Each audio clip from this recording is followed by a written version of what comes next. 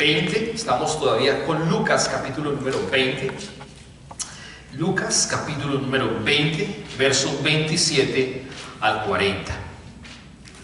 Lucas capítulo número 20, verso número 27 al 40. El título es hoy: crea que hay resurrección. Crea que hay ¿qué? Resurrección. Porque a veces muchas personas lamentablemente no creen que hay resurrección. Y bueno, uno todavía lo cree o lo acepta de alguna manera para los que son inconversos, los que no tienen relación con Cristo. Pero usted y yo tenemos relación con Cristo y por eso estamos aquí, para tener la certeza de que tenemos o vamos a tener la resurrección. Vamos a leer la palabra desde el verso número 27 hasta el verso número 40. Lucas 20, 27 al 40.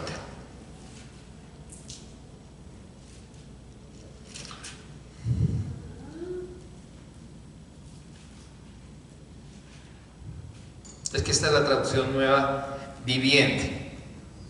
Dice la palabra: después se acercaron a Jesús algunos saduceos, líderes religiosos, que dicen que no hay resurrección de los muertos. Le plantearon la siguiente pregunta a Jesús: Maestro, Moisés nos dio una ley que dice que si un hombre muere y deja a una esposa sin haber tenido hijos, su hermano debe casarse con la viuda y darle un hijo para que el nombre del hermano continúe.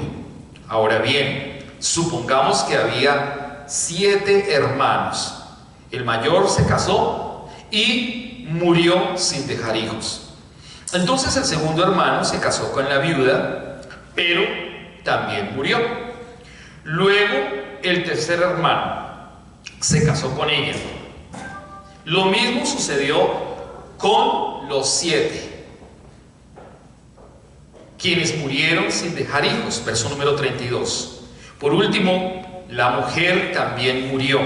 Entonces, dinos, ¿de quién será la esposa en la resurrección? Pues los 7 estuvieron casados con ella. Respondió Jesús: el matrimonio es para las personas aquí en la tierra, pero en el mundo que vendrá, los que sean dignos de ser levantados de los muertos no se casarán, ni se darán en casamiento, ni volverán a morir. En este sentido serán como los ángeles. Son hijos de Dios e hijos de la resurrección. Ahora bien, en cuanto a sí los muertos resucitarán. Hasta Moisés demostró esto cuando escribió acerca de la zarza que ardía, mucho después de que Abraham, Isaac y Jacob murieron. Él se refirió al Señor como el Dios de Abraham, el Dios de Isaac y el Dios de Jacob. Por lo tanto, Él es Dios de los que están vivos, no de los muertos, porque todos están vivos para Él. Y el 39 dice: bien dicho, maestro, comentaron algunos de los maestros de la ley religiosa que estaban allí. Y después nadie se atrevió a hacerle más preguntas. Padre Celestial, yo te pido que en esta tarde tu palabra nos hable, Señor, a nuestro espíritu, y tu palabra, Señor, produzca y cumpla el propósito para lo cual fue enviada. Tu palabra fue enviada para eso, para dar vida en nuestro espíritu. Háblanos por medio de tu palabra. Háblanos, Señor amado, por medio de tu poderosa y hermosa palabra. Te lo pedimos en el nombre de Jesús. Amén y amén. Bien, el capítulo inicia, el versículo 27 está diciendo que se acercaron a algunos de los saduceos a Jesús. En el momento en que Jesús viene, hay diferentes sectas. o grupos religiosos o grupos políticos del momento, como hoy también lo hay. Hoy hay grupos sectarios y hay grupos religiosos en la actualidad, y también en ese momento, cuando Jesús viene, hay varios grupos. Entre ellos están los fariseos, y en este caso están hablando de, los saduceos están hablando de este tema, o están preguntándole a Jesús. Los saduceos eran una secta religiosa, era una secta que tenía una raíz de pronto en un hombre llamado Sadoc, y por eso tenía el nombre o el título o el gentilicio de los saduceos. Y ellos eran muy aristócratas, era gente adinerada, era gente de muy buena posición en todos los aspectos. Era gente muy estudiada de alguna manera y muy preparada, pero sin embargo era gente que quería tentar a Jesús en varias cosas. Querían como buscar si Jesús realmente era Dios o no era Dios, y querían era más burlarse de alguna manera de él. Y ellos estaban pegados a la ley, pero habían cosas que no estaban de acuerdo. Entonces los saduceos tenían preguntas con relación a muchas cosas, y pues estaban buscando si Jesús les respondía todas sus inquietudes. Pero ellos eran con una segunda intención. Ellos no creían en la resurrección, ellos no creían en los ángeles, ellos no creían en una serie de cosas. Sin embargo, la ley decía muchas cosas con relación a todo ese tema, pero ellos aún así no creían. Hay gente que hoy no cree. Yo tengo un compañero, no amigo, pero un compañero que hablamos muchos temas, y sobre todo el tema enfocado del Señor, y tiene una mezcla, un mix de muchas cosas. Cree en Buda, cree en la energía, cree en diferentes dioses, cree en la Pachamama, cree en la Mama Pacha, y así sucesivamente. O sea, cree en muchas cosas, en muchos dioses paganos, y etcétera, etcétera. Entonces ellos piensan o él piensa que uno habla cosas humanas, o más que cosas humanas, ellos piensan, o él piensa, que nosotros tenemos una cosmovisión humana, antropológica. Entonces uno le dice: no, mire, es que el tema que le estoy hablando no es un tema mío y no es una posición mía, sino que es la palabra de Dios, es la palabra de Dios. Le pregunto: ¿usted sabe cuántos años tiene la palabra de Dios? Tiene 4.500 años la palabra escrita. La palabra escrita, el logos, 4.500 años. Pero aparte de eso, la palabra verdadera, la palabra que es Él, pues siempre ha existido, porque Él es el verbo que se hizo carne.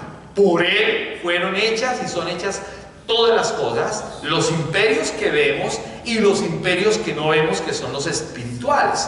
Y también le decía a esta persona: mire, la palabra de Dios está, pues, más que fundamentada o más que avalada, está siendo revelada, por así decirlo, por la parte también científica, como por ejemplo la antropología, porque en el siglo XVIII aparece la antropología, y la antropología nos está ayudando, nos está diciendo que la palabra de Dios es verdad, porque hay muchos textos que se han encontrado en el Mar Muerto, se han encontrado en diferentes lugares, textos que se comparan con el original y son perfectos, muchas copias.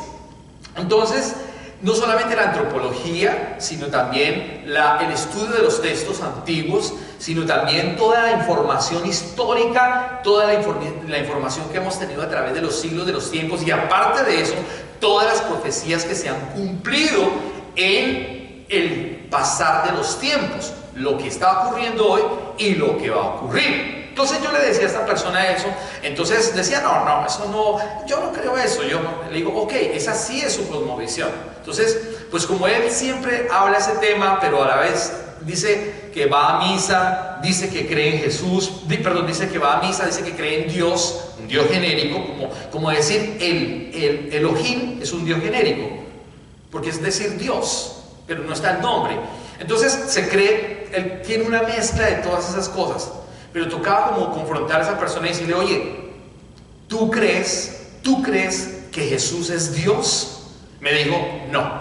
Le dije, ah, bueno, ya está claro, ya no tengo nada que decir. Entonces, después pasó un poquito de tiempo y me dijo, no, pero no crea que yo soy ateo. Le dije, hermano, si usted no cree en Dios, en Jesús, no hay nada que hacer. Él es Dios. Entonces, usted tiene una filosofía propia, que es, normalmente se tiene que respetar, pero hay que decirle la verdad. Entonces, eso mismo que le pasa a mi compañero y a muchas personas, y aún a muchos cristianos que todavía no saben si Jesús es Dios. O como Juan el Bautista, ¿no? Juan el Bautista ve todos sus milagros, lo bautiza él mismo, ve descender el Espíritu Santo en forma de paloma, no que sea una paloma, sino en forma de paloma, y sobre la vida de él, y aún así vio todos sus milagros, prodigios en Jesús. Es apresado Juan el Bautista y él pregunta, vaya, díganle a Jesús si él es el Mesías o esperaremos a otro. Entonces date cuenta que Juan el Bautista no estaba, ¿qué? Seguro, no estaba confiado, todavía tenía dudas. Y así le pasa a muchas personas en la iglesia. Dicen, ¿será que Jesús sí es Dios? Pues yo le quiero afirmar desde la palabra, no desde el concepto humano, que Jesús es Dios completamente, con toda la seguridad. Y los saduceos estaban viendo los milagros y los prodigios de Jesús. Los saduceos estaban viendo que Jesús estaba siendo perseguido, no, sino estaba siendo seguido, más bien. Tenía muchos adeptos, muchos seguidores, y muchas personas y muchos discípulos lo estaban siguiendo, pero obviamente los discípulos principales eran los 12 que él había llamado, que él había elegido. Entonces ellos vieron que sí había poder en él, autoridad en él, pero de todas maneras ellos tenían dudas. Ellos negaban la resurrección, ellos negaban la inmortalidad, ellos negaban los ángeles, ellos negaban una serie de cosas que ya se habían suscitado y que se estaban suscitando en ese momento. Por eso en el versículo número 27 dice, después se le acercaron a Jesús algunos saduceos, líderes religiosos. Ellos eran unos líderes importantes, eran líderes religiosos, y dicen que no hay resurrección de los muertos. ¿Se da cuenta? Ellos están diciendo que no hay resurrección. Nosotros sabemos con toda seguridad que usted y yo vamos a resucitar. De hecho, ya resucitamos porque espiritualmente hablando estábamos, ¿qué? Muertos. Antes no teníamos vida espiritual. ¿Cuántos temas no hablábamos nosotros antes de conocer a Jesús? Muchos temas. Pero no hablábamos casi de Jesús porque ese tema se ve como muy... El tema de hablar de la palabra lo ve como muy conflictivo. Entonces la gente dice, mire, es que hablar de religión y hablar de política es complicado. No, es que no estamos hablando de la religión. No siempre dicen las personas, mire, es que no hablamos de la religión. Hablamos de quién, de Jesús. Jesús no dejó una religión, sino que Jesús dejó fue la palabra del Padre. Lo que pasa es que la religión se ha encargado de dañar la palabra del Padre.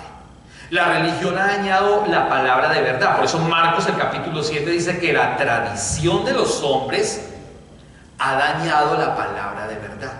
La tradición de los hombres daña lamentablemente la palabra. Entonces, por eso la gente prefiere la tradición, pero no la relación. La gente conoce una serie de cosas místicas dentro de la iglesia. Por decir algo, el solo término misa no aparece por ninguna parte de la Biblia. El término misa no aparece por ninguna parte.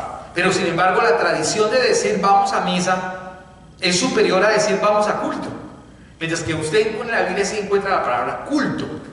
Usted en la Biblia nunca encontrará la palabra cura. Jamás encontrará la palabra cura. Jamás.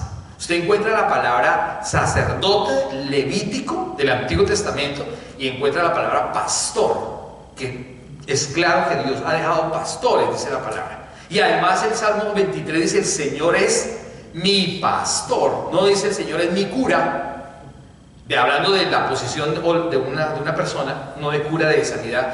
Entonces no está hablando de eso, le está diciendo el Señor es mi pastor, nada me faltará. Estos saduceos entonces están buscando cómo hacer caer a Jesús y cómo hacerlo caer o en qué puede caer Jesús. A ver si Jesús era mentiroso, falso o hereje con relación a las enseñanzas que él estaba diciendo. Entonces él dice, después se le acercaron a Jesús algunos saduceos, líderes religiosos, que dicen que no hay resurrección de los muertos, y le plantearon la siguiente pregunta: Maestro, Moisés nos dio una ley que dice que si un hombre muere y deja a una esposa sin haber tenido hijos, su hermano debe casarse con la viuda y darle un hijo para que el nombre del hermano ¿qué? Continúe. Se da cuenta que ellos, lo que hemos venido hablando durante tanto tiempo, es la ley del levirato con relación a que Moisés mismo, él le está diciendo, Moisés nos ha dicho que una mujer que se casa con un hombre y este hombre muere y no tiene descendencia, se debe casar con el hermano o con el familiar más cercano. Se da cuenta que no era una cuestión de los hombres, sino que era una cuestión de la ley. Pero si yo no interpreto correctamente la palabra, pues la gente va a decir, pero ¿cómo así? O sea que se va tiene que casarse con el cuñado, y el otro cuñado si se llega a morir, o sea, era la viuda alegre que mató a los 7 hermanos. Pero no era una viuda alegre que mataba a los 7 hermanos, sino que era la condición de la ley de ese momento. Cuando usted ya entiende el concepto, se da cuenta que ahora sí entendemos bien Juan el capítulo 4, verso 16 en adelante, 17, 18, con relación a la mujer samaritana. Se da cuenta que cuando yo digo, porque muchas personas me dicen a mí, oiga pastor, usted dice que la mujer samaritana es buena, pero en todas las iglesias que he ido y han predicado sobre ese tema, la mujer samaritana es mala. Es una mujer que tiene varios maridos, o sea, una mujer que le pone los cuernos al esposo, es una mujer que es una prostituta. Eso es lo que están, y le hacen un énfasis, le digo a esas personas, mire, claro, lo que usted me está diciendo es un concepto errado que se ha venido predicando durante muchos años porque no entendemos el contexto bíblico y el contexto con relación a la ley del levirato, la ley que fue dada por Dios para que Moisés se la diera al pueblo de Israel. ¿Para qué? Entonces va a decir, pero entonces a Dios le gusta que esa mujer se hubiera acostado con todos esos tipos, con toda su familia. O sea, que le hacen unas preguntas. Entonces, si usted no conoce la palabra, pues usted va a decir, pues sí, oiga, o sea, el Señor como que quería que esa mujer se acostara y acabara con la familia. Pero no era eso, sino que esa mujer tenía que tener ¿qué? Descendencia. Pero esa descendencia, ¿cuál era el propósito de la descendencia? ¿Tener hijos por tener hijos? No, porque posiblemente uno de esos descendientes iba a ser ¿quién? El Mesías prometido. ¿Entiende usted por qué? Eso no es que ahorita la gente diga, pues si en la Biblia dice que una mujer se puede acostar con 7, entonces me acuesto con 7, la mujer. O como los hombres por ahí dicen que al hombre le corresponde 7 mujeres. No, ¿dónde dice eso? Entonces a veces se malinterpretan los textos y la gente, los varones a veces dicen, no, yo tengo una, pues puedo tener 3 y 4. Ay, no, es que en el Antiguo Testamento lo hicieron porque los patriarcas tenían varias, porque es que Salomón tuvo varias, porque no, entiende el concepto, el por qué. Si usted no entiende el concepto, pues entonces la gente hoy hace unas cosas que no son verdad. Entonces, ellos están preguntándole a Jesús ese tema. Pero ellos no están interesados en lo espiritual, ellos están interesados en chismosear. A la gente le encanta el chisme. Ay, ¿con cuántos se acostó? ¿Con cuántos está saliendo? Eso es lo que le encanta. Ellos estaban tocando un tema de la ley, pero no entendían. Y se estaban contradiciendo porque ellos, ojo, ellos no creían en la resurrección de los muertos. Y sin embargo están diciendo qué va a pasar cuando una persona se acuesta con uno y no tiene hijos y se muere y se muere y se muere. Y luego dicen ellos mismos, ¿será que en la resurrección de quién? ¿Será ella esposa? O sea que a la vez están diciendo que va a haber ¿qué? Resurrección. Es una contradicción de los mismos saduceos. Dice la palabra en el mismo verso número 27.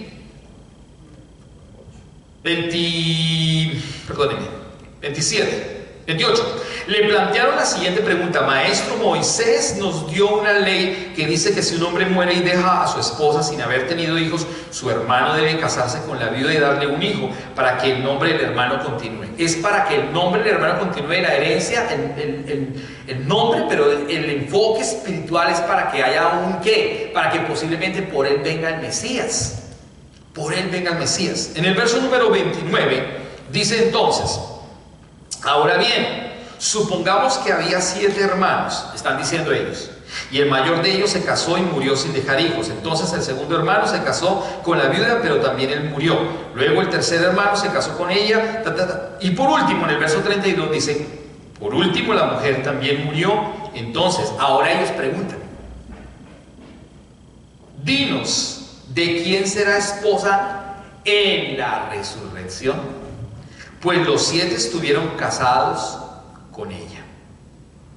Ellos preguntan: ¿de quién será entonces? Si los 7 se acostaron con ella allá en la resurrección, ¿de quién será? ¿Cómo se le van a repartir? ¿Será que se la van a repartir el lunes uno, el martes otro, no le alcanza? Ah, sí, de a uno por día, porque son 7 días. Ellos, se dan cuenta, ellos están pensando en ¿qué? En la carne. Muy bien. Pero se están contradiciendo porque ellos no creen en la resurrección. Y aparte de eso, pero allá en la resurrección, al fin, ¿qué? ¿Creen o no creen? Y así nos pasa a veces a nosotros. A veces decimos unas cosas, pero a la vez como que dudamos si creemos o no creemos al fin. Pero ellos están enfocados en ¿de quién? ¿De quién va a ser esta mujer en la resurrección? Allá en la resurrección. No dicen dónde, sino allá en la resurrección. ¿De quién va a ser? ¿Será que eso es importante? ¿Será que eso para nosotros es importante o no es importante? Primera carta a los Corintios, el capítulo 15. Sin descuidar Lucas, el capítulo número 20. ¿Qué dice entonces? Que la vida de aquí es la misma vida que va a tener en el Espíritu. No, es completamente diferente. Primera carta a los Corintios, capítulo número 15, verso número 50. Primera de los Corintios, capítulo 15, verso número 50. Dice: lo que les digo, amados hermanos, es que nuestros cuerpos físicos no pueden heredar el reino de Dios. Estos cuerpos que mueren no pueden heredar lo que durará para siempre. Entonces, si usted está casado o casado, o si estamos en esta vida, pues disfrute esta vida sanamente, porque usted ya no se va a volver a casar. Quiero decir, allá, porque acá sí se puede casar, se puede hacer, pero allá no, allá es otra historia. Ya no hay nada que hacer. Ellos están enfocados en la carne. Ellos están pensando que como están aquí, esa mujer en la carne, ¿cómo será entonces en el cielo? ¿De quién va a ser la mujer?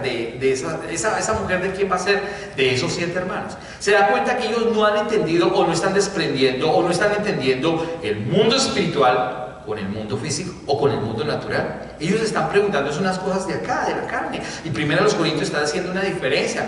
Esta carne no va a heredar ¿qué? El reino de los cielos. ¿Qué quiere decir? ¿Que hay cosas importantes aquí? Claro que sí, pero que cada vez esas cosas van a pasar de importancia. ¿Me explico? Cuando usted era bebé, o cuando éramos bebés, teníamos unos juguetes.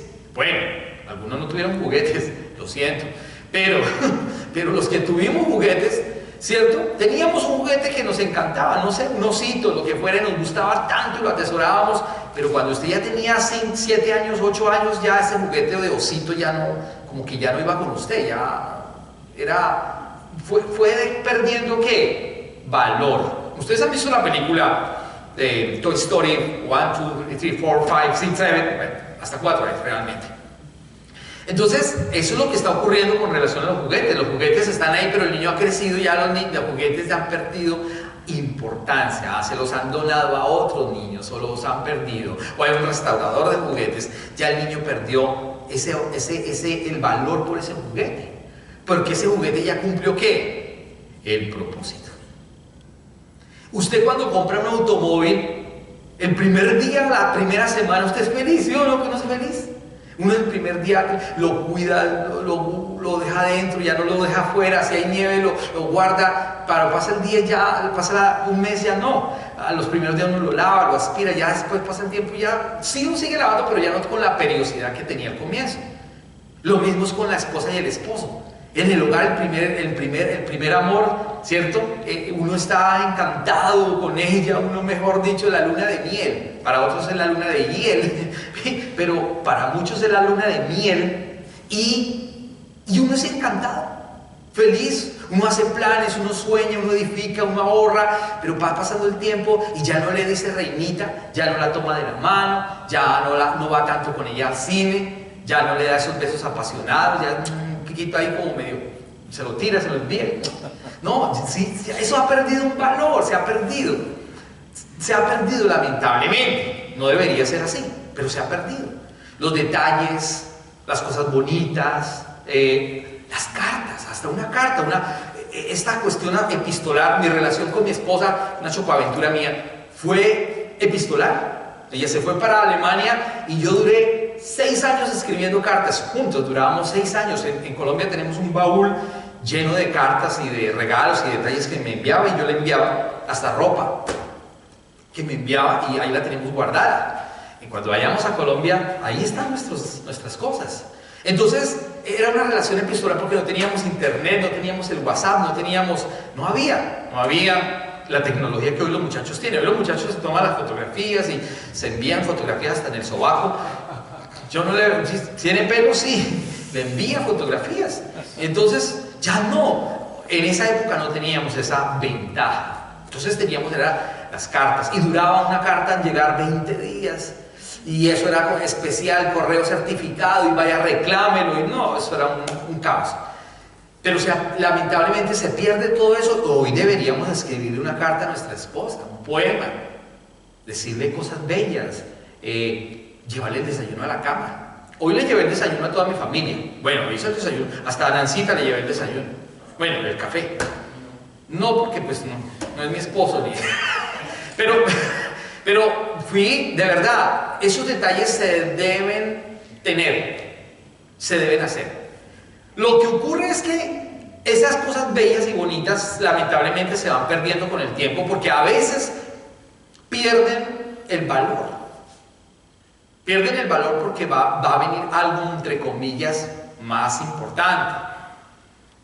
La vida de fe aquí en la tierra y la vida natural aquí en la tierra es una copia de lo que va a ocurrir allá en el cielo. Es una preparación, es un test que estamos pasando para luego en el cielo tener ese tiempo fabuloso.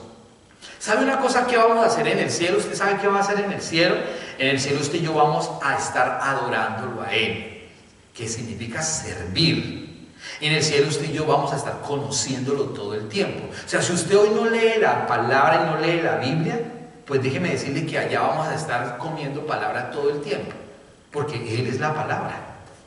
Si usted no consume el pan de vida que es Él, pues déjeme decirle que allá tiene que consumir, bueno, el que va a pasar el test, porque el que no pasa el test pues se va a perder. Pero déjeme decirle que la eternidad es eso. Los tiempos que usted tiene con el Señor, los tiempos que usted tiene con la palabra, los tiempos que usted tiene en oración, eso es lo que va a ocurrir en la eternidad. Entonces Dios ha permitido que vivamos en esta tierra y en este momento con el propósito de la vida eterna, aunque ya tenemos vida eterna porque lo estamos ¿qué? Conociendo, pero lo vamos a conocer completamente allá en el cielo. Acá sencillamente estamos probando un poquito. ¿Se da cuenta? Entonces, el propósito de aquí de la tierra no es venir por venir. No es pasar un tiempo aquí agradable. No se trata solamente de eso. El propósito de la tierra es que Dios aquí nos ha traído para que nosotros lo conozcamos a Él, lo sirvamos a Él, lo adoremos a Él, porque en la eternidad vamos a estar de tiempo completo y usted no se va a cansar. Aquí estamos casados, los que estamos casados y tenemos una esposa, unos hijos, pero allá ya no hay nada que hacer. Por eso hay que aprovechar la esposa y los hijos, porque allá en el cielo ya no hay esposa y ya no hay hijos. O sea, ya usted allá no va a sentir absolutamente nada. Ya usted, la carta que no le escribió a su esposa, el mensaje que no le escribió a su esposo, el desayunito que no le llevó a su esposo, el cafecito que no le llevó a su esposa, el detalle lindo, las palabras lindas y todas las cosas que no las hizo con su familia, allá no va a ocurrir, no va a ocurrir. Es aquí donde lo podemos hacer. Es aquí donde nosotros podemos amar a nuestros hijos, cuidarlos, protegerlos, darles a conocer la palabra de verdad. Entonces, este es como el juguete para nosotros, pero va a perder importancia porque hay algo mucho más que importante, que es la vida eterna. Por eso le está diciendo acá, Jesús les responde a los saduceos en el verso número 34. Jesús respondió: el matrimonio es para las personas ¿en dónde? Aquí en la tierra, dice esta versión. ¿El matrimonio es en dónde? Aquí en la tierra. Ya en el cielo no se va a casar. Los ángeles no se casan ni se dan en casamiento, dice la palabra. ¿Y qué es darse en casamiento? Tener hijos. Eso es darse en casamiento. Porque casarse es tener una relación con la esposa y darse en casamiento es tener hijos. O sea, ¿tener qué? Relaciones sexuales. Las relaciones sexuales están estipuladas dentro del marco del matrimonio. Pero ya en el cielo no piense que eso va a ocurrir. Tampoco le estoy diciendo que aproveche. Bueno, eso ya es cuestión suya. Aproveche porque ya en el cielo no hay nada que hacer. Por eso los ángeles no se casan. En Génesis, el capítulo 6, hay un mal concepto. Según teólogos, y Armando Alducin, por ejemplo, dice que los ángeles de Génesis capítulo 6, que el tema del capítulo 6 de Génesis son ángeles que tuvieron relaciones sexuales con los hijos de Dios, o sea, con los seres humanos en la tierra, y que de ahí nacieron los gigantes de aquella época y que se multiplicaron. No es verdad. Porque la Biblia está diciendo en Hebreos claramente que los ángeles son ¿qué? Espíritus que no tienen ¿qué? Cuerpo, que no se casan ni se dan en casamiento. Es tan clara la palabra, pero según algunos teólogos y algunos pastores dicen que los ángeles de Génesis capítulo 6, que no son ángeles, se casaron con las hijas de los hijos de los hombres, tuvieron relaciones y nacieron los gigantes de aquella época, como por ejemplo Goliat, y etcétera, etcétera, etcétera. ¿Sí? Pero no es verdad, porque dése cuenta que Jesús mismo está diciendo que no. Claramente Jesús dice que no. Él dice que los ángeles no tienen relaciones sexuales, que los ángeles no se casan ni se dan en casamiento. Dice entonces la palabra, el matrimonio es para las personas aquí en la tierra. O sea, este es el momento que vivimos, obviamente dentro de ese marco, dentro de esa legalidad, pues está claro y es normal.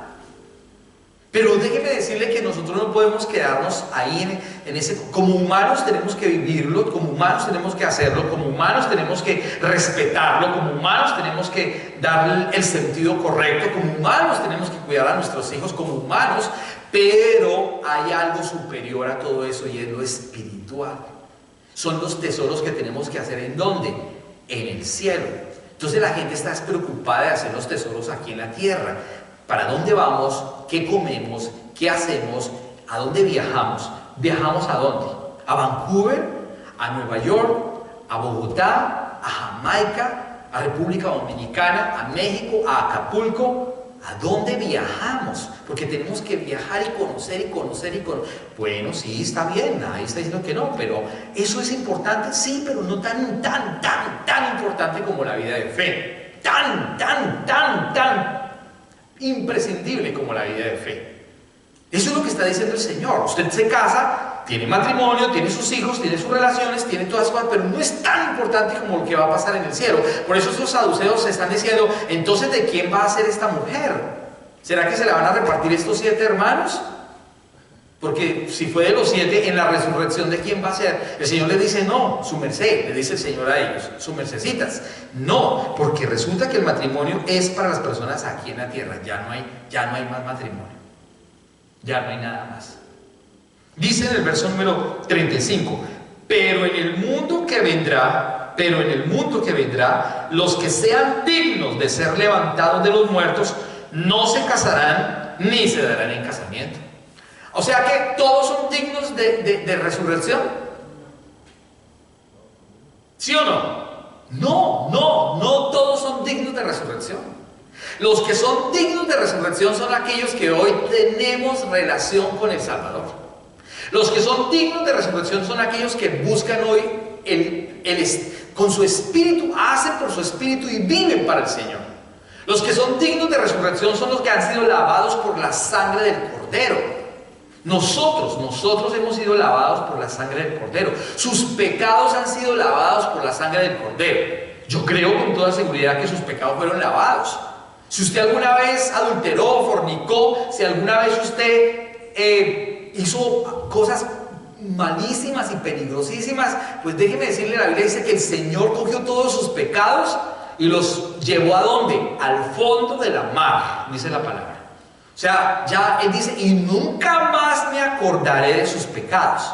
Pregunta, ¿Dios se engaveta y luego le saca y le restriega el pecado a usted en la cara? Jamás. Porque la sangre del Hijo, la sangre del Cordero, limpió sus pecados. Es un borrón y cuenta nueva.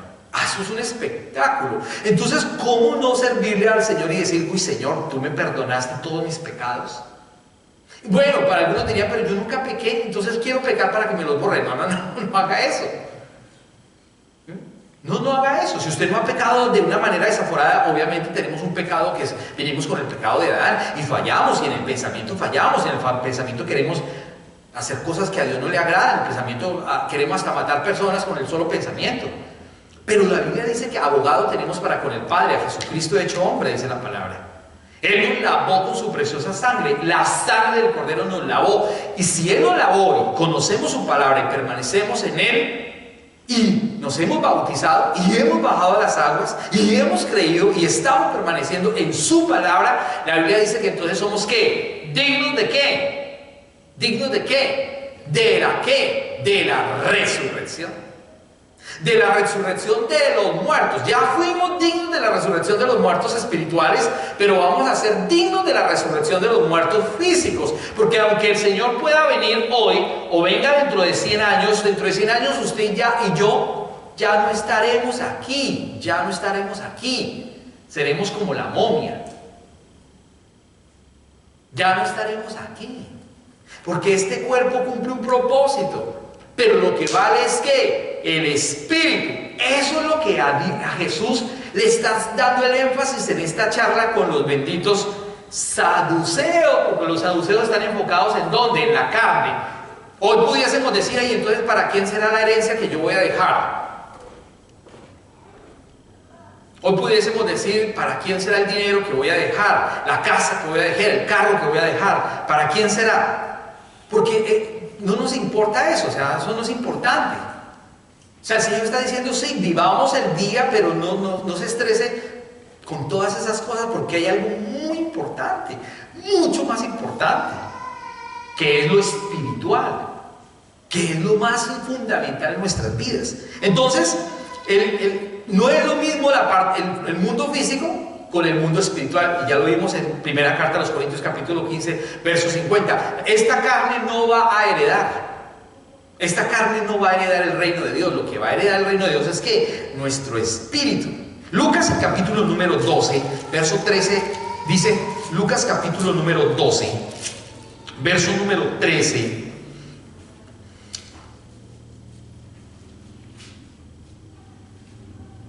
Lucas capítulo 12 número 13 al 21. Dice la palabra: entonces alguien de la multitud exclamó, maestro, por favor, dile a mi hermano que divida la herencia de nuestro padre conmigo.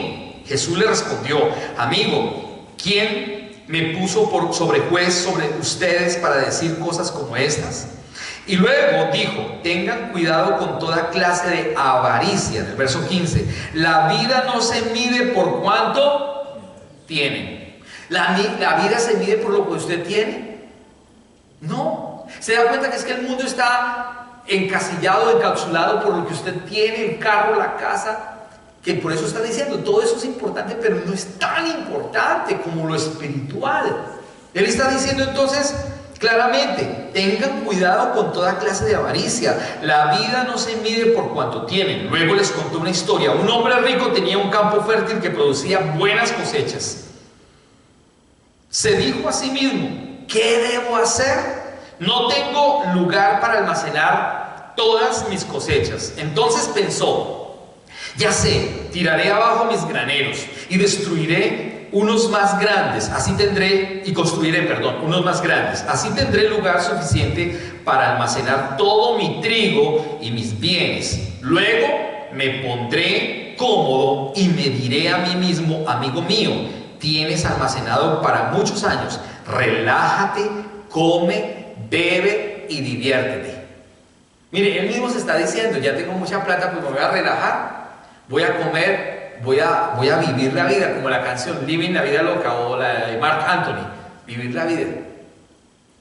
Mire, yo conozco personas que son buenas personas, pero a la gente no le interesa lo espiritual. La gente dice: no, yo ya estoy pensionado, entonces como estoy pensionado estoy disfrutando la vida de pensión, me siento y veo pasar los animales, los carros, quiero disfrutar esta paz. Solamente está viendo ¿qué? Lo físico, pero no está viendo lo espiritual. Ya tengo buena casa, tengo buena pensión, tengo mi esposa, mis hijos, mis nietos, me estoy relajando. ¿Para qué busco al Señor? ¿Para qué lo busco? Si no es necesario, porque estoy muy bien, estoy cómodo, tengo posición, tengo buena comida, abro mi nevera y está llena, estamos sanitos todos. No uso el Sisbén en Colombia, si estamos en Colombia los más pobres y humildes. No usan el seguro social, no usan, porque estamos bien, bien. He ido al médico, el médico me dice que estoy bien, el corazón está funcionando bien, todo está bien, estamos tan tranquilos, Dios es tan lindo. La gente dice así y habla, ¿no? Dios es tan lindo. Pero mire lo que sigue diciendo la palabra en el verso número 18. Entonces pensé: tiraré abajo mis graneros. No, el 19. Luego me pondré cómodo y me diré a mí mismo: amigo mío, tienes almacenado para muchos años, relájate, come, bebe y diviértete. Pero Dios le dijo: necio. ¿Qué le dijo el Señor? Necio, vas a morir esta misma noche. ¿Y quién se quedará con todo aquello por lo cual has trabajado? Así es que el que almacena riquezas terrenales no es rico en su relación con Dios. Ese es un necio. Increíble, ¿no? ¿Usted entiende lo que está diciendo aquí el salmista? Hay gente que tiene mucho, almacenado mucho, y también tiene mucha inteligencia y ha hecho 3 carreras, pero no es rico para con Dios. O sea, ¿por qué si tienes tiempo para estudiar unos libros gigantes de arquitectura, de filosofía, de gastronomía, de lo que sea? Pero ¿por qué no tiene ese mismo tiempo para buscar la palabra del Señor? Porque no es rico para con quién. Para con Dios. ¿Por qué si tiene tiempo para las cosas de este mundo? Pero el Señor está diciendo: oiga, no sea necio, no se quede en Facebook 3 horas. ¿Por qué tiene el tiempo para el Facebook? ¿Por qué tiene el tiempo para el YouTube? ¿Por qué él tiene tiempo para todas esas cosas? Pero usted piensa que nunca se va a morir. Usted piensa que la vida es chévere, así que sí. Y le dice: necio, necio, necio. Le está diciendo: vas a morir esta misma noche. Y luego dice: ¿y quién se quedará con todo aquello por lo cual has trabajado? A veces uno se preocupa y trabaja y ahorre. Y resulta que otro es el que va a disfrutar. U otra es la que va a disfrutar. U otros son los que van a disfrutar. Y usted, hay un dicho que dice, ¿no? El vivo al hoyo, ¿qué? El muerto al hoyo y el vivo al baile. Y eso puede pasar. ¿Cuántos se van para el hoyo? El otro está en el baile con buena plata de la mujer o del esposo que dejó ahorrada y se mató el lomo por dejarle una herencia, pero le está diciendo: mire, no sea necio, aunque eso es importante, no le pare tantas bolas a eso. No le meta tanta candela a eso, no le meta mucha energía a eso, póngale más energía a lo espiritual. Pero el problema nuestro es que como no lo vemos, no lo podemos medir. Eso dijo un amigo, un compañero, dijo, ¿cómo medimos lo espiritual? Por la palabra de Dios medimos lo espiritual. Pues si yo no conozco la palabra, no puedo medir lo espiritual. ¿Sí me hago entender? Por la palabra se mide lo espiritual. Por cuánta vida yo tengo en mi espíritu, cuánta vida puedo tener en mi espíritu.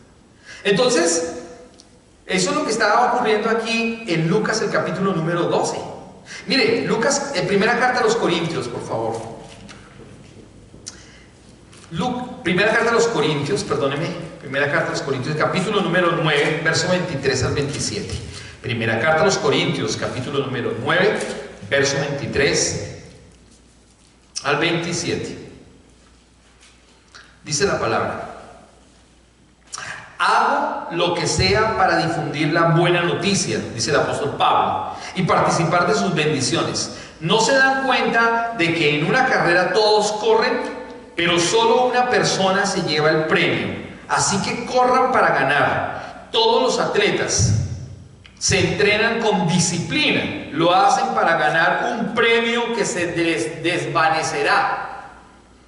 Y nosotros lo hacemos por un premio que eterno. Verso 26. Por eso yo corro, dice el apóstol Pablo, yo corro cada paso ¿con qué? Con propósito. No solo doy golpes al aire. Hay gente que da golpes al aire, o sea, sin propósito.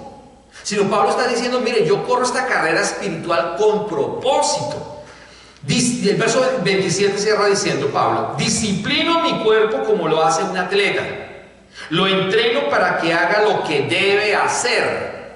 De lo contrario, temo que después de haber predicado a otros, yo mismo quede descalificado. En otra versión dice: de lo contrario, creo que yo, siendo heraldo para otros, mensajero para otros, yo pueda quedar ¿qué? Descalificado. O sea que él está diciendo, Pablo está diciendo, mire, yo estoy entrenando mi cuerpo, estoy siendo disciplinado en orar. Pregunto, iglesia, ¿usted está orando? ¿Usted tiene una disciplina de oración? Respóndase usted mismo, porque es que eso es lo que nos va a llevar a la vida de éxito en el espíritu. Debe usted y debemos nosotros tener una vida de éxito espiritualmente hablando. Usted tiene que orar, usted tiene que buscar la presencia del Señor, usted tiene que clamar, usted tiene que llorar en la presencia del Señor, usted tiene que ir de rodillas en la presencia del Señor en su casa. Usted no tiene que buscar, poner un letrero que diga, oiga, no, nadie diga nada, apaguemos los celulares, por favor, nadie me llame, voy a orar. No, usted no necesita avisarle a nadie, pero por lo menos apague su celular, métase en el cuarto y llore, clame, busque al Señor. Disciplínese en eso. Eso es lo que está diciendo Pablo. Pablo está diciendo, mire, disciplinémonos en el espíritu, no sea que usted se pierda, que aunque usted le predica a otros del evangelio, pueda que esos otros se conviertan de verdad a verdad, y usted que ha hablado no se va a perder. Eso es lo que está diciendo Pablo. Pablo está diciendo, mire, yo golpeo mi cuerpo, pero no lo golpeo como dando cosas allá en el aire, golpes en el aire, sino que lo cumplo, lo hago ¿con qué? Con propósito. Usted está orando, la iglesia está orando, y nosotros estamos orando, usted está orando. Usted mismo tiene que responderse si está orando, si usted está clamando, si usted tiene un tiempo de lectura de la palabra. Todos los días deberíamos tener lectura de la palabra, todos los días. El día que yo no lea la palabra, yo me siento muy mal, conmigo mismo y con el Señor. Yo debo tener un tiempo de lectura de la palabra y debo tener un tiempo de oración. Y si usted no lo hace, usted no se siente mal, no se siente enfermo, no se siente muerto, no se siente vacío, no se siente desesperado. Pero si usted ora, usted se siente fortalecido, porque la Biblia dice que aunque este hombre, este tiesto, este estuche por fuera se va deteriorando, por dentro se va ¿qué? Fortaleciendo, va creciendo. El verdadero yo está por dentro, que espiritualmente crece. El otro va deteriorándose. Claro, llega una edad como a los 25 años que son lindos, rosaditos, bellos, las niñas hermosas, bellas, pero llega a los 30, por mucho. Ya a los 30 empezamos a inflarnos un poquito más, las niñas ya no son igualitas de bonitas, ya el colágeno se les está perdiendo, las uñas ya son uñas de águila, antes eran de águila. Bueno, en fin, entonces se les va perdiendo la forma. Se va uno deteriorando. Pero eso no es lo importante. Pablo está diciendo entonces que realmente lo importante es que lo espiritual, fortalecerse en oración, clamar, disciplinarse, tener relación con el Salvador. Eso es lo que está diciendo el apóstol Pablo. Vuelva por favor conmigo, ya vamos a terminar. Lucas, el capítulo 20, verso 34.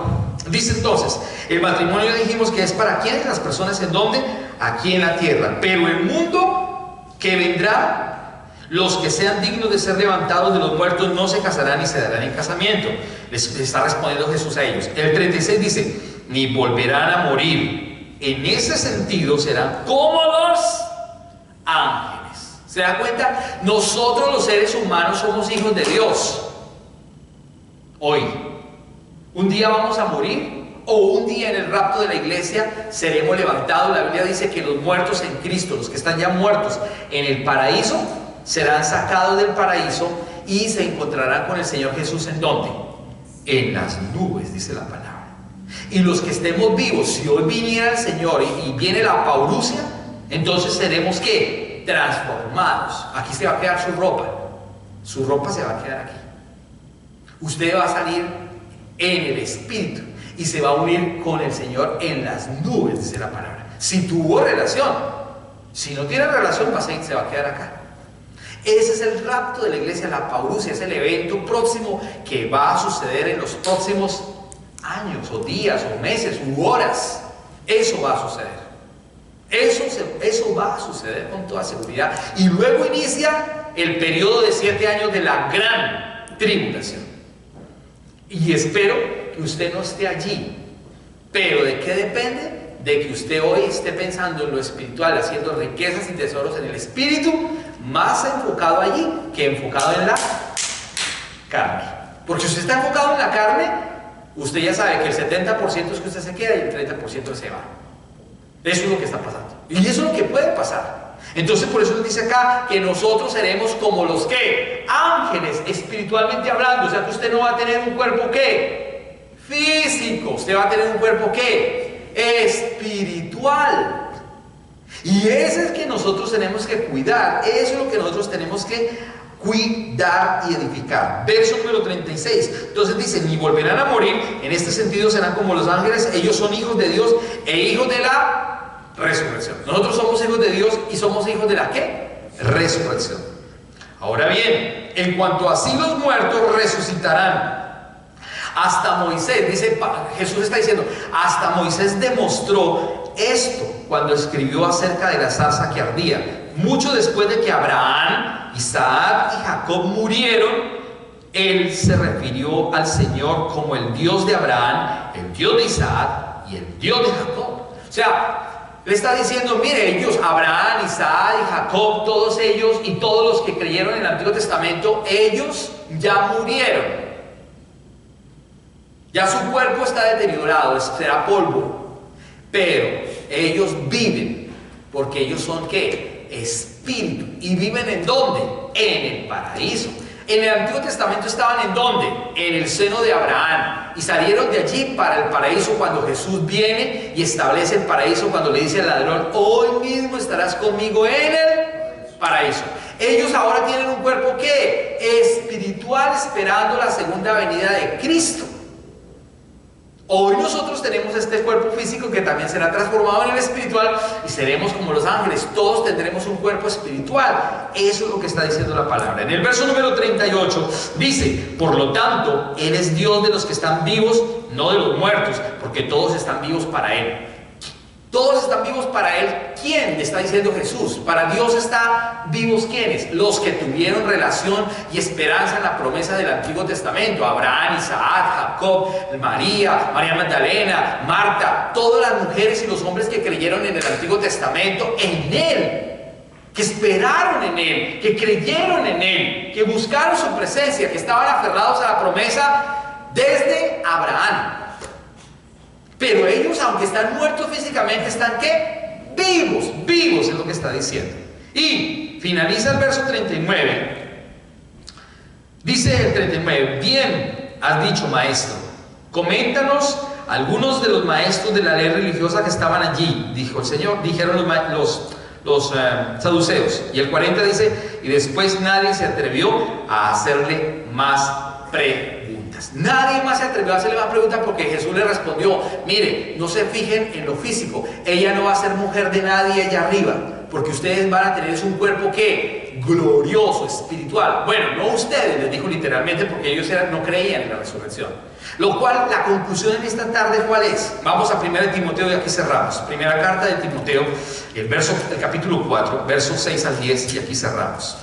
Primera carta de Timoteo, capítulo número 4.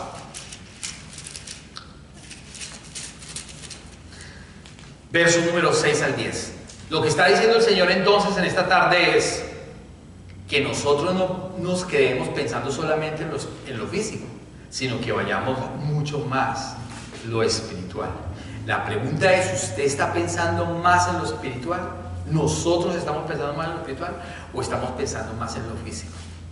Usted tiene que medir, iglesia, hermanos, amigos, usted tiene que medir cuánto tiempo usted gasta en su vida secular y cuánto tiempo usted gasta en su vida espiritual.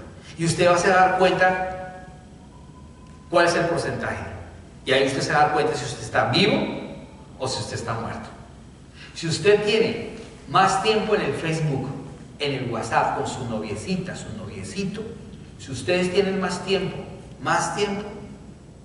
si ustedes tienen más tiempo con sus amiguitas y amiguitos, que no estoy diciendo que sea malo porque todos visitamos el Facebook, entiendan, todos. Yo tengo un Facebook. ¿Y para qué lo usa? Usted mire para qué lo usa. Si para postear sus fotos ahí o para postear cosas, verdad, que valgan la pena, que al menos la gente los lea y los incomode. ¿Para qué postea usted? ¿Para qué tiene usted un Facebook? O un Instagram, o no sé, todas esas redes sociales. ¿Para qué? ¿Para lucirse usted? ¿O para mostrarle al mundo que Jesús es Dios? ¿Para qué lo usa? Si usted entra a mi Facebook, mire, usted encuentra todas cosas bíblicas. Cosas de la iglesia también, obviamente. Mire, se bautizaron. Mire aquí, para que la gente sepa que hay un Dios vivo, un Dios santo.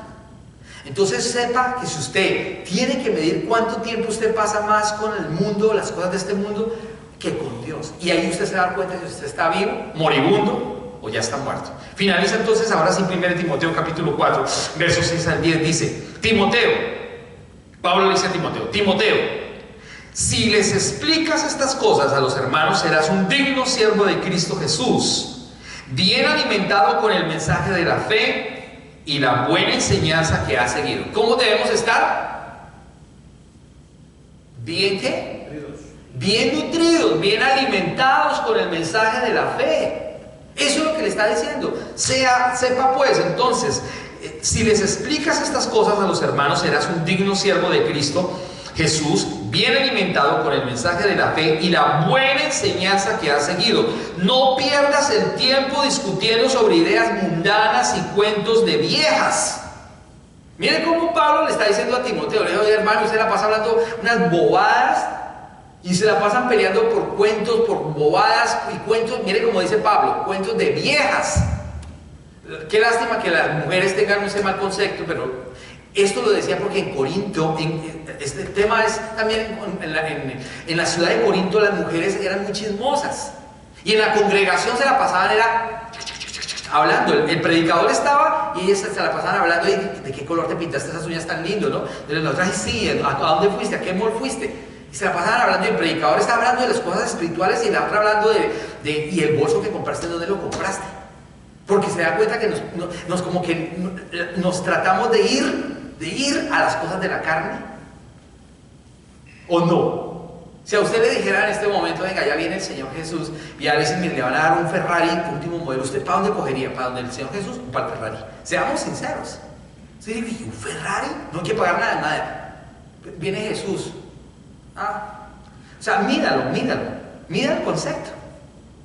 Míralo, eso es lo que está diciendo. Pablo está diciendo, mire hermano, no pierda tiempo discutiendo con las viejas, estas palabras, dice aquí, no pierdas el tiempo discutiendo sobre ideas mundanas. ¿Ideas qué? ¿Cuánto tiempo usted pierde con las ideas mundanas? Ay, ¿de dónde se compró esa cosa? Ay, ¿qué marca es? Ay, ¿y qué comieron? Ay, ¿y cómo estuvo el viaje? ¿Y el hotel estuvo chévere? ¿Y la cama abollonada? ¿Qué tal el hotel? ¿Cuánto le costó el hotel? ¿El hotel, la esta era de agua? ¿De qué era? ¿El colchón de qué era?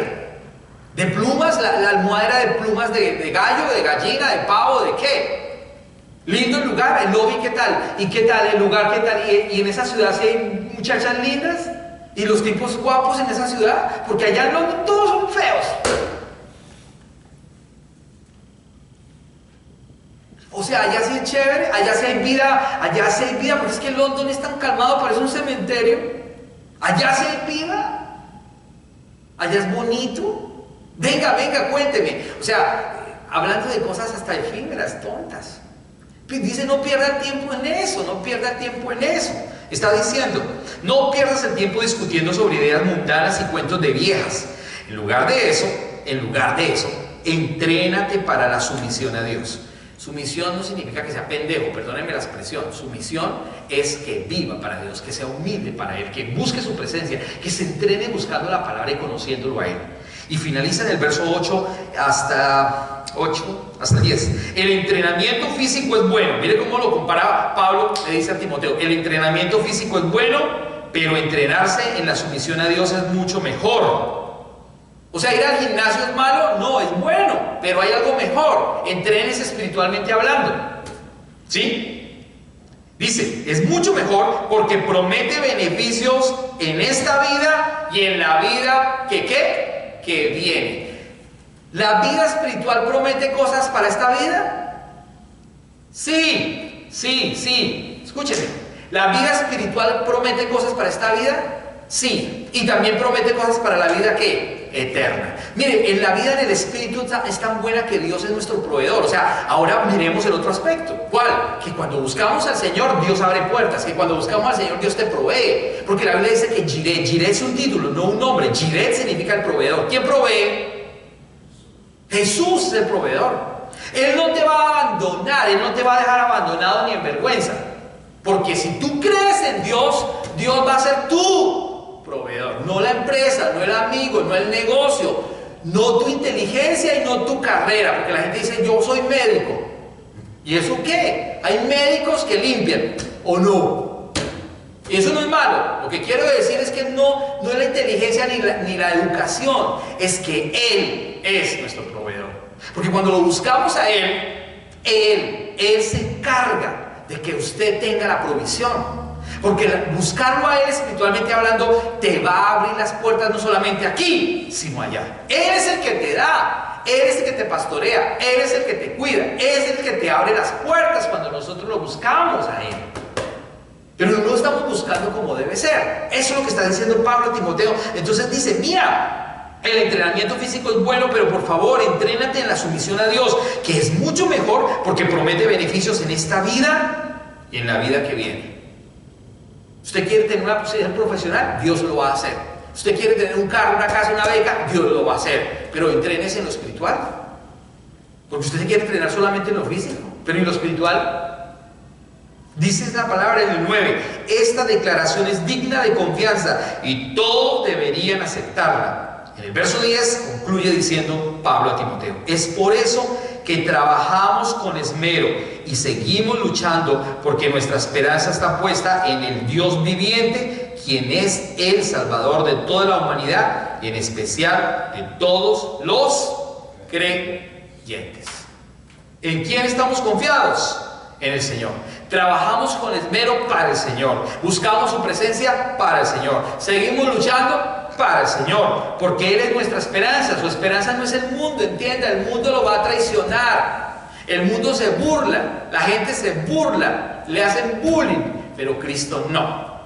Él es el que permanece. Entonces dice, porque nuestra esperanza está puesta en Él, en el Dios viviente, quien es el Salvador de toda la humanidad y en especial de todos los creyentes. Así que debemos hacer es por nuestro espíritu. Haga tesoros aquí en el cielo. Haga tesoros en el cielo, no en la tierra. Sino que si hacemos tesoros en la tierra, dice la palabra que entonces ¿para quién va a quedar esa situación? Dice, necio, ¿no sabe que de pronto esta noche vienen por su alma? Vienen por usted. Así que la invitación es que nosotros podamos buscar su presencia, que nosotros podamos tener músculo espiritual, que nosotros podamos dedicarle tiempo al Señor y que aprovechemos las cosas que están aquí en esta tierra. Claro, está diciendo que sí, porque allá en el cielo ya usted no se va a casar. Entonces, los que están solteros, cásense. Claro, y si no se quiere casar, pues tampoco, nadie lo va a obligar, mejor. Eso ya depende de cómo usted vea la vida o cómo le va en el paseo. Pero lo que está diciendo es que aproveche ahora. Si usted está casado, aproveche ahora, porque ya arriba no hay nada que hacer. Imagínense, los ángeles no tienen relaciones sexuales, son asexuados. Nosotros sí. Diría alguien por ahí, aleluya. Pero es la verdad. El Señor está diciendo, eso es una realidad, pero ojo, no es importante. Hay algo superior, que es lo espiritual. Vamos a colocarnos de pie en esta tarde. Padre Celestial, yo te doy gracias en esta tarde por tu bendita y poderosa palabra. Yo te doy gracias porque hoy la palabra nos ha enseñado, Dios, que aunque hay cosas importantes en esta vida, no son tan importantes como la vida espiritual. Que aunque hay cosas fundamentales en esta vida, no son tan importantes y fundamentales como las del cielo, como las espirituales. Señor, gracias esta tarde.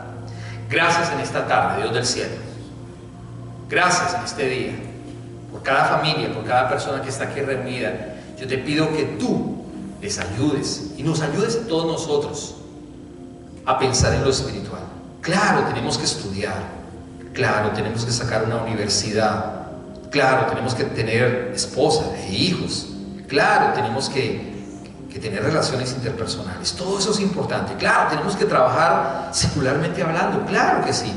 Pero eso no es tan importante como la vida espiritual. La vida espiritual cobra más valor porque abre puertas aquí en la tierra y en la eternidad. Ayúdanos como iglesia a entender eso para que nosotros podamos crecer y un día partir contigo y ser hijos de la resurrección. Te damos gracias en esta tarde en el nombre que es sobre todo nombre, en el nombre de Jesús.